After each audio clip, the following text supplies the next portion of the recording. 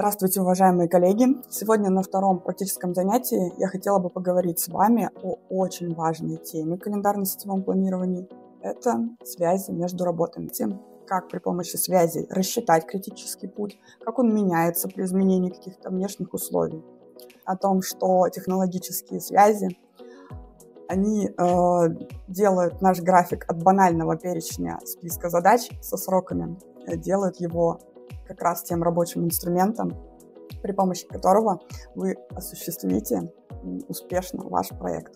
Смотрим. Сейчас мы развернем наш график и посмотрим, какие у нас, что здесь действительно в нашем графике все работы между собой перевязаны. Что в хорошем графике, в теории у нас должна быть одна работа без предшественников и всего одна работа без последователей. Мы видим, что наш критический путь проходит через оборудование.